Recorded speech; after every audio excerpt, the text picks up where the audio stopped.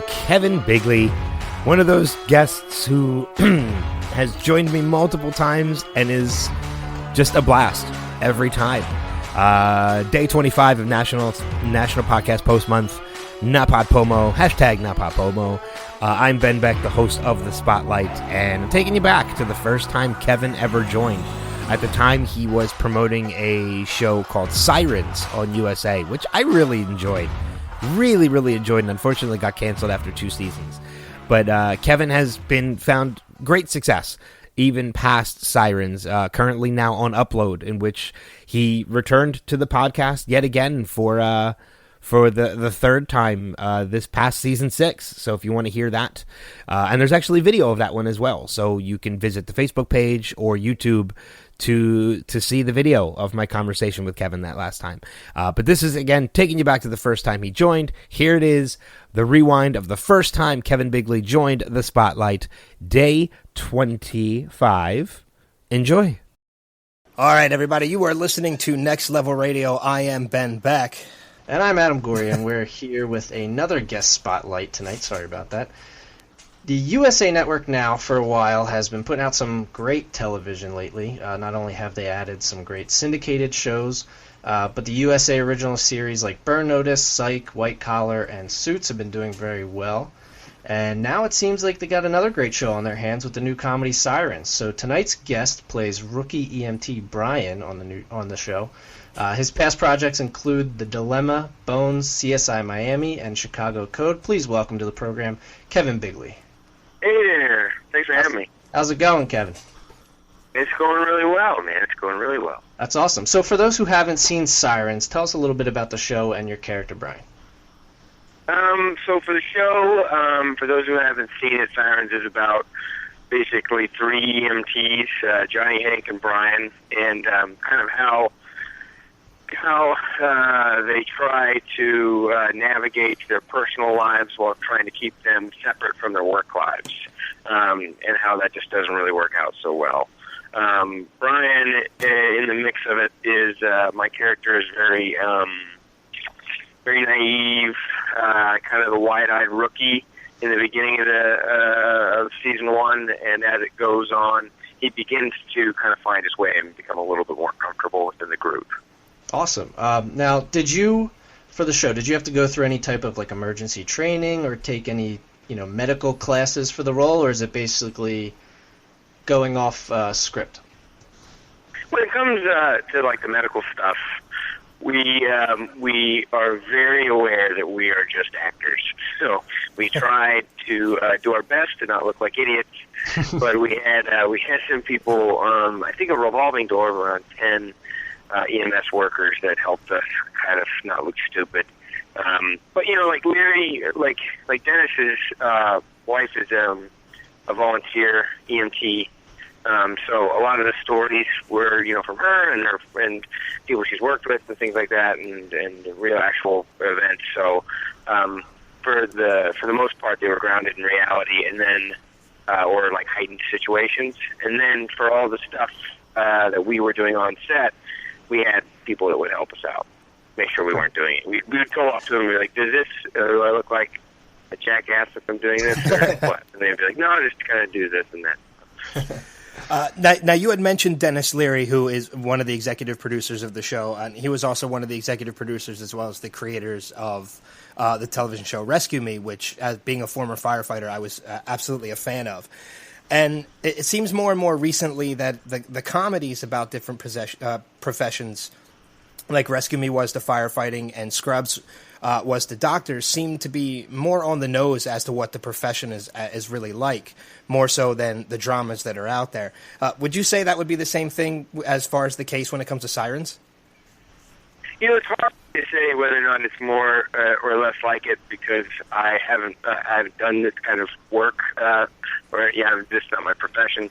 But I do really like that on Twitter that we've had a really strong following of EMS workers, that are saying, oh, it happens on my rig and this and that. So that's been really cool. We even had people take pictures of like their own crews and stuff that like kind of resemble ours and send it to us, which I think is really cool. And the online interaction has been really awesome between EMS workers and people telling their stories and stuff. And, you know, our, like, Sirens PR has been very active at, like, reaching out to them and stuff, and them telling them, you know, stories and things like that, I think has been really cool. As far as, like, if it's like the Scrubs, that would be cool. Scrubs got 9 seasons. That would be sweet. I'll take that. Yeah. But yeah, I think that with the EMS profession in the show, it's very much a catalyst for our characters. You know, it's what I like about it. It's the same way we approach, you know, Hank's sexuality. It's just part of who they are. You know, this job is a job, and that's how they treat it. You know, that's what they do. You know, I had this one tweet from this one woman that I ended up following because she's an EMS worker, and she would tweet about the show, which I thought was cool. But then one day she said that she tweeted something like there was like an accident with a little boy on the highway, and his teddy bear was still like in the car, and she went in after this teddy bear and like rescued it. And I was like, oh my God! Like when I saw this, I was like, that's like you're a hero. And she was like, no, it's just a job. And I was like, jeez, yeah, like that attitude. You know, that's it's definitely a different mindset. Yeah, I mean, my wife's a nurse and she's a huge fan of the show. So I mean that can't be too bad because I know she will constantly, if we're watching like a movie or something and the CPR is no good, she will never let me hear the end of it. I mean, for off the top of my head, Mission Impossible 3. I don't know if you ever seen the movie, but towards the end, he has to do, or one of them has to do CPR. I think his wife or girlfriend or whoever, and she totally botched it. And my wife will never watch that movie again. Because of that, I know that Trauma caught a lot of heat from the EMS crowd and first responders in general, like just because, you know, sometimes like when you're under that much pressure, you kind of want to just take liberties and just like, let's just, you know, we've been out here 16, 18 hours, let's just get shot. But Larry and Bob are like, and as is USA, the network, I mean, they're all adamant about getting it right. And because if you don't, you know, all it takes is just a couple stupid moves. And it can happen in a comedy. You're like, well, yeah, sure, they would do this, but let's just do this because it's funny. Right. If you go out there with that mentality, you're not going to be on the air for long. I don't think you'll start offending people. Yeah, exactly. And your character, Brian, is, in my opinion, one of the more distinct characters on the show when it comes to kind of the type of comedy he brings to it. Can you kind of compare and contrast what it's like acting in a role like this one, where it's a little more of like a goofy humor, opposed to one like a character like Johnny or Hank? You know, I never really get to do stuff like this with like Brian. Like before, like you had mentioned my credits and stuff. Like it was when you come out to LA and you first start acting, your first breaks are usually guest star roles as like killer number one or whatever. You know, like you're usually in like an interrogation room or a guy in a bank. Yeah, exactly. Customer and bank goes well. Recently I was like. You're like addicted to heroin, and you're telling David Boreanaz that you didn't do it, and they got the wrong guy, and you spend like it's just a different character. It's like the same character with a different name, basically, in every procedural. But I think with Brian, like I got an awesome opportunity to play something completely different. You know, this guy who's very physical. I didn't think that they were going to go with me when they were casting it at all, because the physical description was, I think it was like short, stocky, blonde crew cut. Nope, not at all. Not at all. Like, it's not going to be me. But, like I got the charisma or whatever I brought to it, which was this goofy sense of humor and quirk with Brian, they ended up, Larry and Bob both digging it, and I get a lot of liberties. I get to do a lot of stuff. I get to like whatever. I think Larry said this one thing that was really cool because I've always admired him and from afar. And then one day we were trying to figure out this joke, like it was the midget hands. I don't know if you saw that episode. It was me giving the midget hand speech about how they're little and they'll grab you and it feels like a whisper. And we're trying to figure out how to say it. And Larry's giving me notes, and we're doing a bunch of takes of it. And finally, I was like, you know, I think I got what I want to do. And he looked at me and he was like, well, I know that if I'm throwing over to third base, you're going to be covering. Like he was like total, you know, he was like totally confident in me, and so is Bob. And that's like a great feeling. You can kind of do whatever you want. Yeah, I mean, you must be doing something. Do you get to do a lot of improv type of stuff on the show? You know, when you start to see a lot of the improv is when we get, I think, is when the show gets more confident, which is right after alcohol-related injury. Right after that episode, when it starts to get to the finger, which is personally one of my favorites, they start using this technique. We started improvising more because we were more comfortable through the season, and they started using our improv, just letting the camera roll, and they would buffer the scenes with like outs or like introductions into scenes.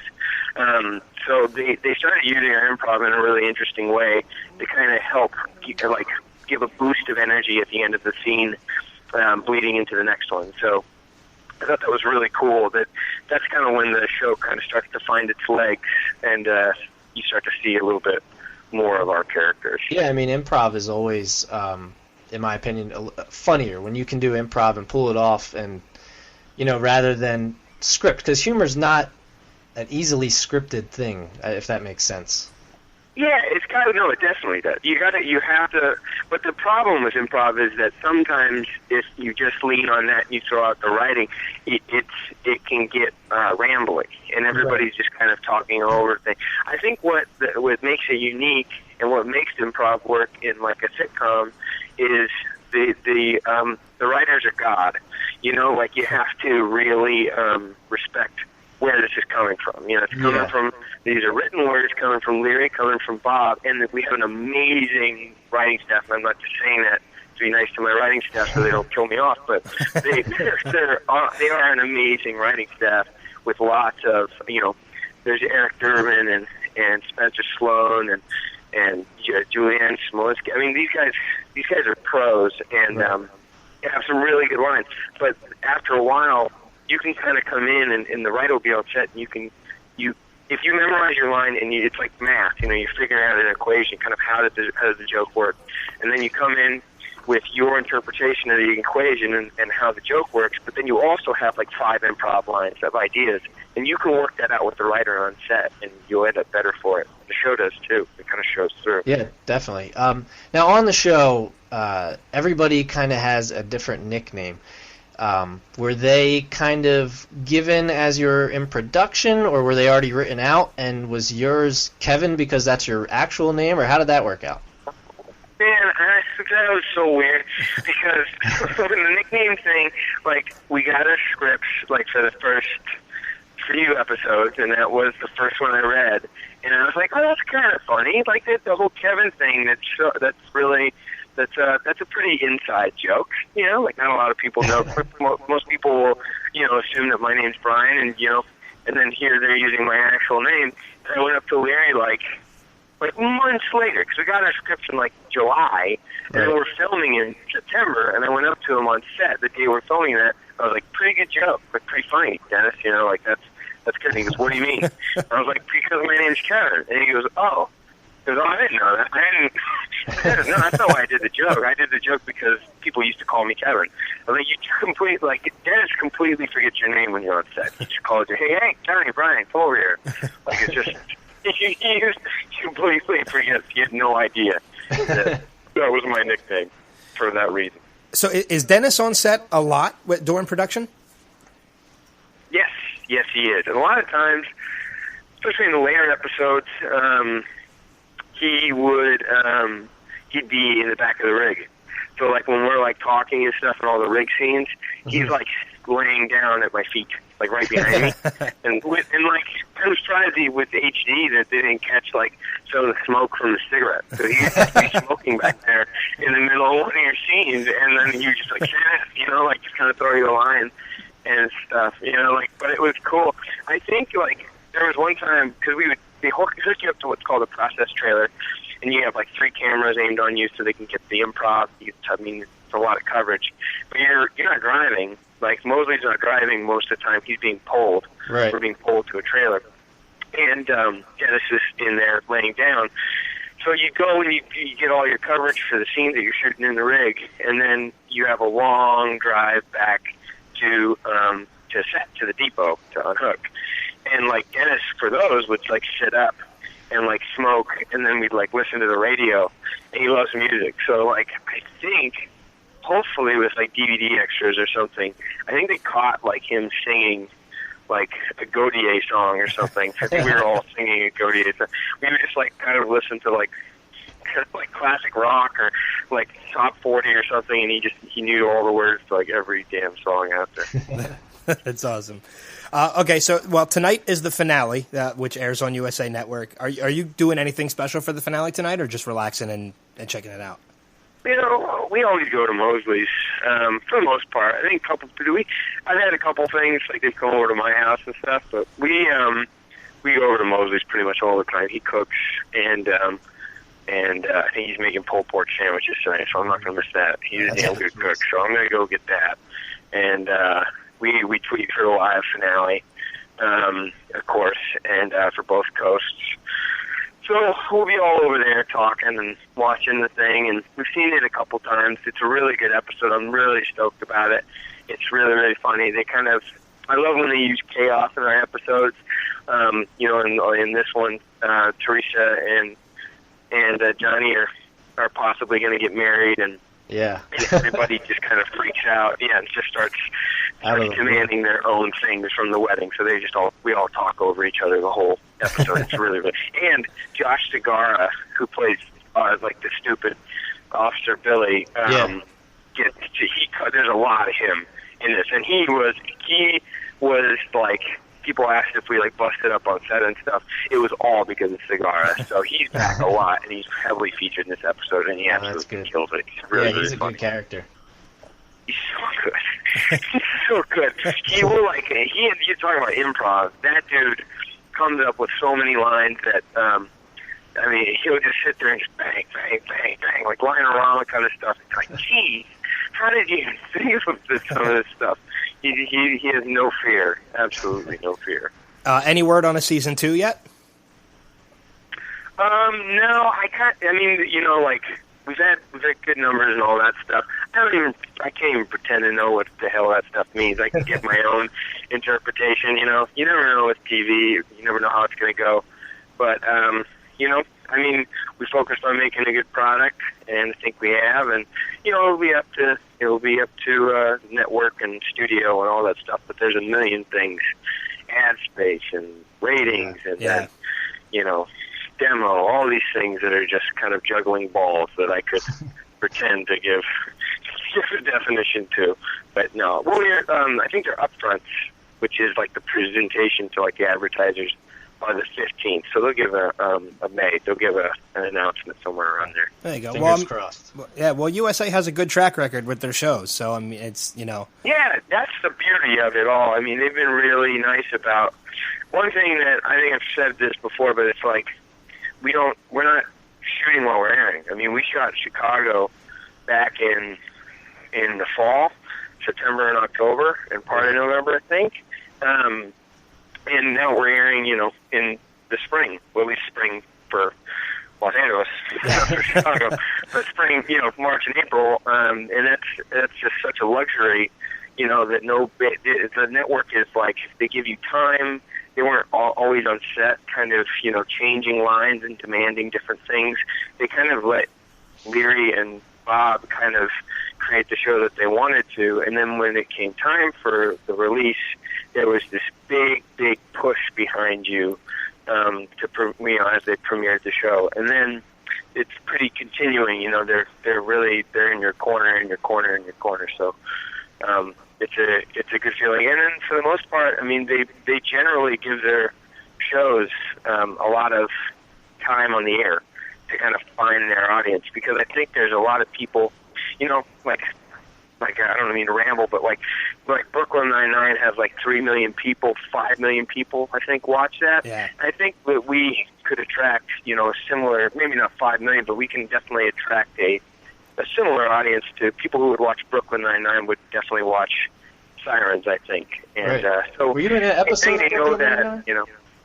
What's that? Were you in an episode of Brooklyn Nine-Nine? I was, yeah. I got Okay. a guy who directed our pilot was directing an episode of Brooklyn, and I got a call, and he was like, "I want you to do an episode with me." I was like, "Geez, yeah, definitely, free work for sure, yeah, Definitely. no problem." That was awesome. They're cool people as Yeah, well, it's a good time. and they have a similar vibe to our set. So, you know, hopefully we kind of get a chance to like keep going and for a long time and kind of keep gathering and finding our audience. It takes a little bit of time for a cable comedy to do that, but USA is kind of the place to do that, I suppose. Yeah.